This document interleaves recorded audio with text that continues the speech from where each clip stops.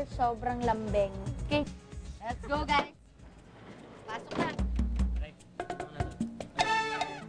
Good luck, good luck. The best. We'll get ano pinag-deal you win. Bye! Ma, ano nga ba ang una mong hamon? Okay, ang unang hamon ko sa inyo, step by step. Kailangan yung gumawa ng isang dance number. Pero hindi kayo sa TV sasayaw. Tayong tatlo, pupunta tayo sa isang barangay at sa Tondo. Kaya John Wayne and Raver, handa na kayo. Handa na kayo sa hamon ko. Ihataw nyo, ha? Tingnan mo nga naman to si Joey at Raver. Todo practice talaga. Gusto talaga nilang ma-impress itong si Maha. Pero nakakabilib na nagtuturoan pa sila. Abay, may choreography pa ata na magkasama sila. Sa pagharap nila sa mga tao sa Tondo, kayanin nila ang pressure ng madlang people. Nakaka-excite talaga, handa na ang mga cute-cute na guys natin. Naku, sino kaya ang makakapag-impress kay Ma sa kanilang unang hamon? Naku, sino kaya sa kanilang dalawa, no? Ang ating unang hamon ay called na Step by Step. Yan, abangan nyo po yan. Pero bago yan, relax muna tayo at tayo makichika. Yes, na! At ako'y chichika. Pagdating pa lang namin sa Tondo, ay talaga namang pinagkaguluhan na ng mga taso pa ata maging host ng Showbiz #1. Abay, hindi lang sa'yo ang ibinigay ng mga baget sa mga manonood. Mula sa Tondo!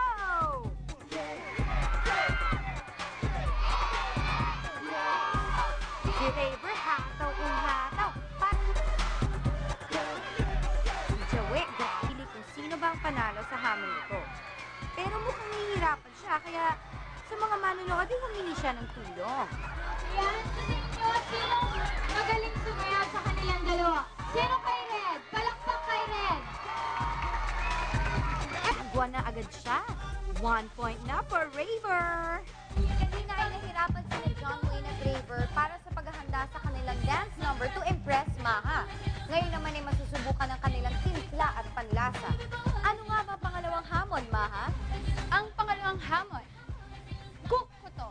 Kailangan yung magluto ng paboritong pagkain ko.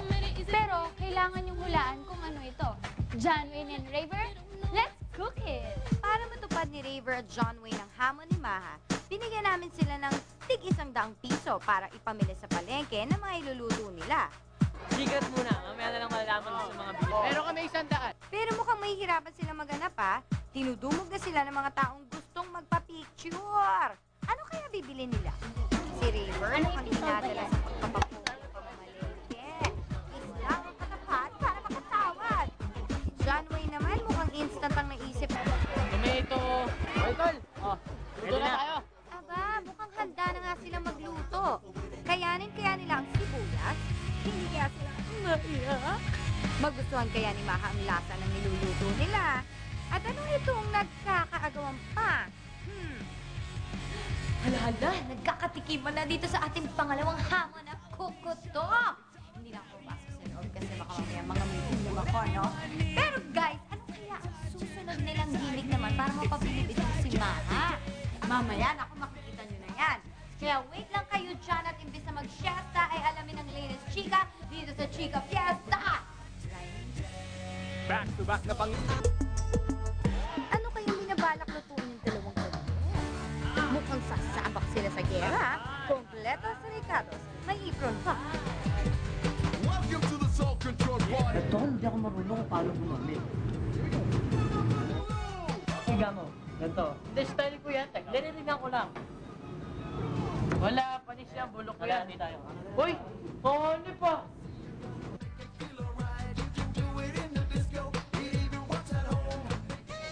Hoy, Raver. Gulay yan. Hindi laruan.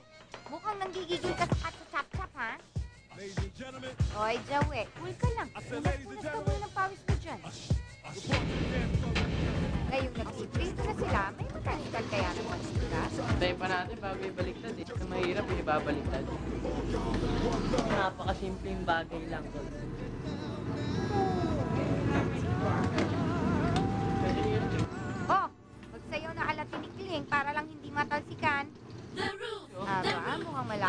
topic nila, ha? At ayan, almost ready na sila. Eh, si Maha, hindi ginagawa. Ayan, naghihintay pala siya, ha? Mukhang nagustuhan ni Maha pareho ang mga niluto nila.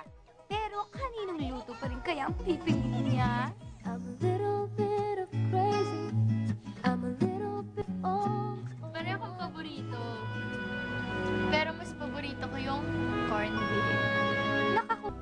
Aba, tabla na silang dalawa, ha? Maha, ano ba next challenge mo? Ang huling hamon, ligaw kung ligaw. Bibigyan ko kayo ng 1 minuto para masabi niyo sa akin kung ano yung nararamdaman niyo. Game na ba kayo? Sandali lang, hintayin mo kami. Aba.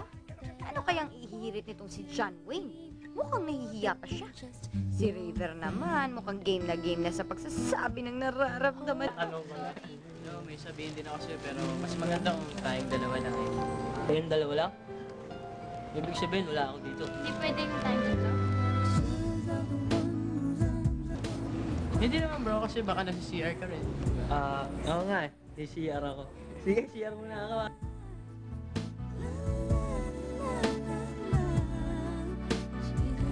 Ma, Oh, siyempre alam mo naman na matagal na rin tayo nagkasama sa taping. Gusto ko lang sabihin sa'yo na This is how the peace napakabait mo sa akin. Parang nakakahulog ng damdamin. you and I shouldn't. I'd still do anything for you. In spite of it all, I've learned so much from you. You made me strong. Bro. Tapos na kayo mag-usap ng CR. Ikaw naman yung tinatawag. Ah, talaga? You alright?